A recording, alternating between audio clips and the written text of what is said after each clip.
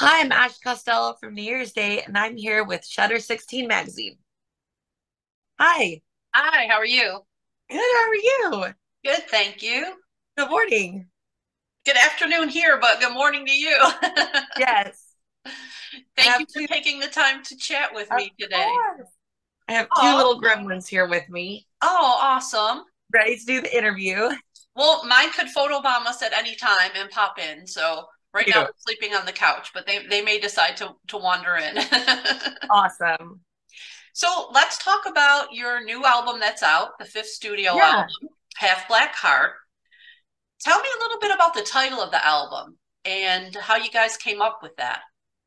Well, I actually had the title of the album in the back of my mind for years and years. Like it was a title I've been wanting to use, whether it was just like a song title or a album title, and it just felt like too soon to ever use it. And this was the first time I felt like, okay, I feel like people know our deal. We've been around long enough that I can use this title and it won't get like wasted. Okay, that makes sense. Now, Yeah. how would you describe the record in just like three or four words? Heavy, fun, and bouncy. Okay, perfect. Yeah. I feel like kind of this record's been a long time coming because we had Hurts Like Hell come out and then of course the singles. And I know that's the way things kind of happen nowadays when Yeah. we're doing music, but kind of tell us a little bit about the whole record came together. Well, what's nice as opposed to the way we did records in the past, which was because, New Year's Day used to tour nonstop before COVID. And they'd go, well, you've got 3 weeks to make a record, go make a hit record. And you can't in 3 weeks. Like, I mean, maybe some people can, but in general, it's very hard to do that. Sure. And it was like, here's your little window between touring. And so the difference was with COVID, we got to kind of take our time, which was very nice, but we still took forever because I never had that luxury. And I just really wanted to make sure I loved it. Because in the past, like, I kind of, I'll be honest, in the past, there were some songs on records where I was like, I don't really love it. But, it was like, but it's go time. So sorry. Because I'll always see a song through. If I get an idea or a writer gets an idea and we start a song, it's like, I'm not really feeling it, but I want to see where it goes. In the past, that song would just end up on the album. This time I got to go, you know what? I don't really love this song. And if it's not a hell yes to me, it's a no. So that was the difference. I got to really be picky. And how does the writing process work? Are you the main songwriter, or do you bring in other people to help you, or is the whole band kind of involved? I do bring in other people to help me, and the band is involved. Okay. So the songwriting comes, I always say it comes how it comes. Sometimes it starts with a guitar riff from our guitar player. Sometimes it starts with a song title and a hook and a melody from me. Sometimes it'll just be, a song sent to like a basic song idea sent to us from a writer. And we work with writers who we've been writing with for years, almost a decade. So they know us very well. It's not like we just get random songs sent to us by strangers. These are people that they know us really well. And so it's always different. You have a favorite song on this record? It always changes, like it fluctuates, but right now it's bulletproof. I Okay. really like I like the vocal performance on it. I think it's true for most people that artists as well as the people listening to the music that it changes from time to It does. time and as you absorb the album and kind of go from here to there. But right now, I really like Fearless Oh, thank you. because it's just to me it's kind of like a Beauty and the Beast thing because you've got that beautiful vocals that you do in there, and then everything just comes in and it just crushes it. So, is Oh, there thank anything you you. could tell me a little bit about that particular song, kind of what the idea was behind that?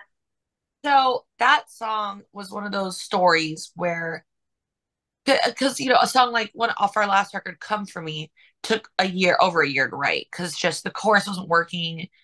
I was being really picky, just wasn't meshing. Fearless happened in a day, which is one of those great stories. And, it started off with I said, I want to write a song about being fearless. And we thought, why don't just say I'm fearless? And I was like, well, you know, yeah, that's the idea. Keep it simple. And then it kind of like grew into I was born to be fearless. And it was just like, one of those moments when we came up with the chorus melody there that day, we were just like, oh, it's getting so dark in here. It's really cloudy here today.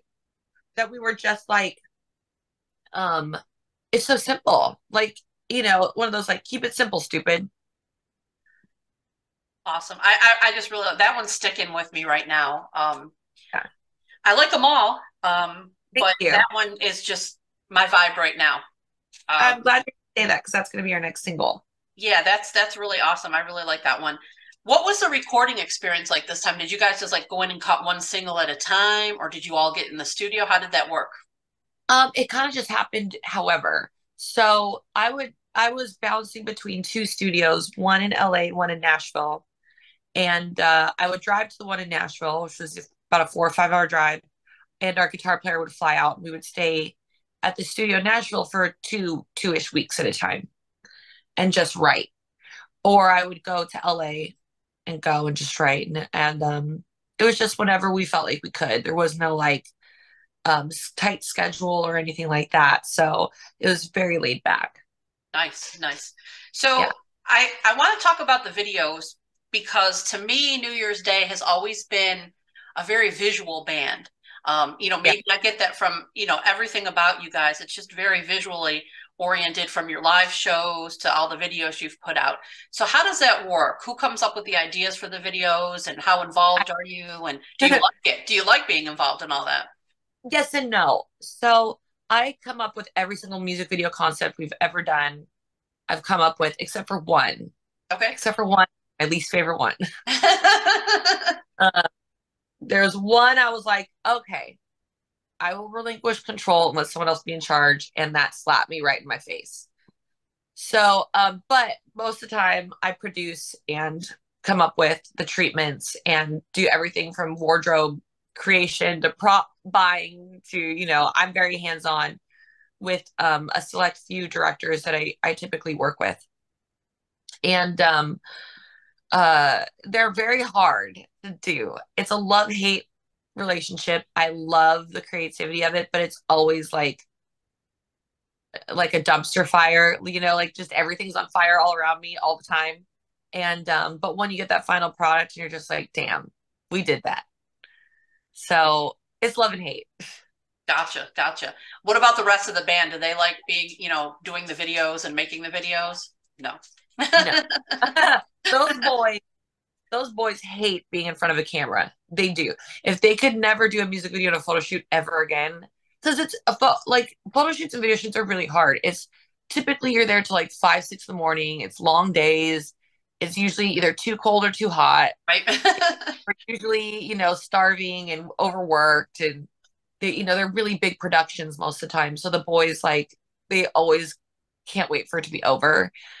So if it were up to them, they would never, ever, ever do a shoot ever again, which I totally get. Gotcha, gotcha.